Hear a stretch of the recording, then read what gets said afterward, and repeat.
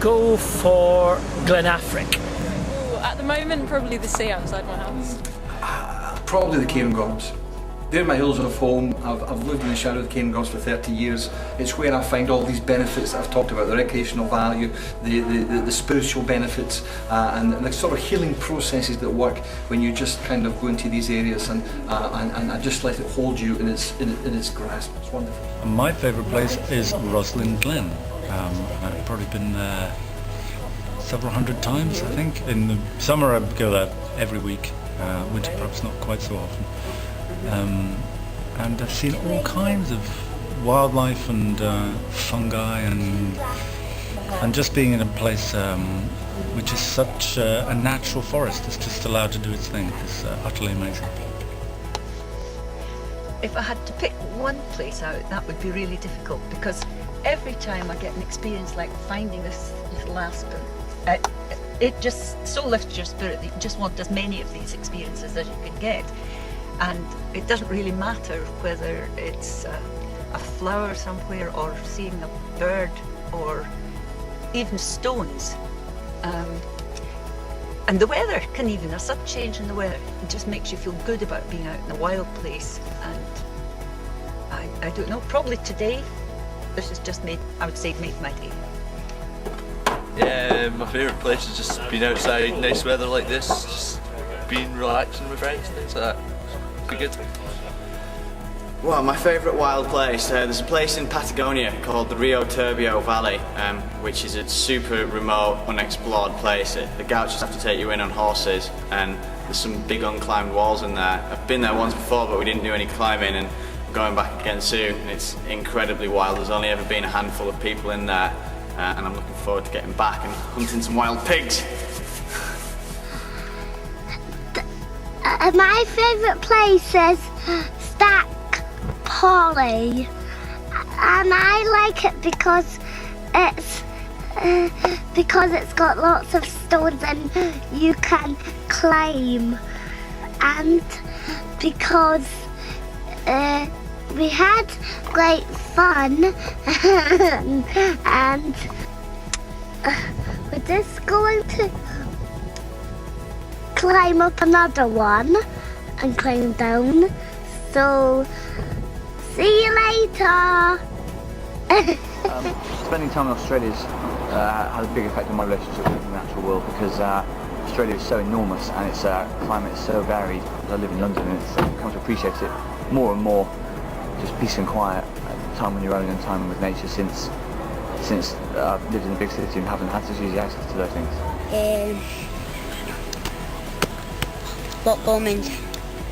Oh, me. My favourite place is here. Where's that? Loch Lomond. I don't know. My favourite place is here. Loch Lomond. Mine is Loch Lomond. Mine is Loch Lomond. So's mine. So's mine. I love Loch Lomond. I represent the Ochil Hills, and my favourite wild place, of course, is getting away up in the Ochils, which I do nearly every weekend with my two dogs. It's not the wildest place in Scotland, but it's under threat from pirates, and I hope to keep it wild. I find that completely impossible to answer. But you see, I don't think when you're in the wild, you should be doing relativism. I think that wherever I am in the wild is my favourite wild place at that particular time, because when you're in the wild, you are experiencing delight, I would hope, and that isn't relative, nor ever should be. And the thing about the wild is that it's simple. You leave all your human stuff behind, your mind becomes uncluttered, so you don't have to start, drawing up league tables and comparison and all that stuff. You can just be of the moment, in the place, and that's what's crucial. That's what we don't have in the me society. We don't have the places where we can get out of ourselves into the simplicities of the land, and that's why we have to preserve them as best we can, always. You want to know my favourite wild place? It's probably an island in Loch Tay near Killin, Sandy Island. Been camping there for years, and that's probably Cameron's as well. I don't know. Is it? Yeah. Well, yeah, my favourite wild place I think is Patagonia, the real Patagonia, not the company in California, but the southern third of South America.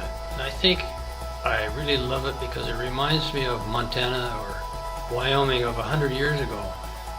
And probably my favorite thing is to just walk about and come across a gaucho around a campfire somewhere and share a mate and kill a lamb and eat it with my fingers, and I think that's my favorite thing to do in the whole world. How's that? What was the question? My favorite wild place? My favorite forest? Well, it just so happens I've been working a lot with a man named Elziard Bouffier, and he's been personally planting a forest near Vergon in France. And it's got mist and birds and running water. Beautiful place. That's my favorite. Yeah. It would have to be Vergon, the forest at Vergon. Yeah.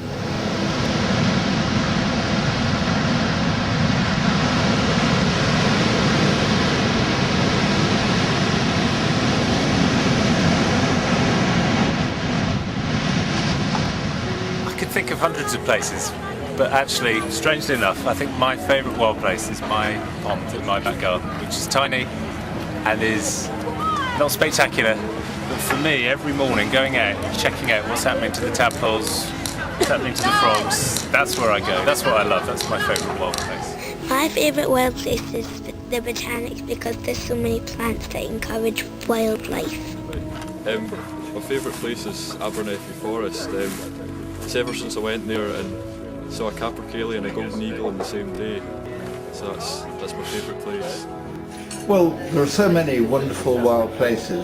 It's almost impossible to say that one is better than any others. But one that means an awful lot to me, and I've now been there 3 times, is Sulphun up in Sutherland.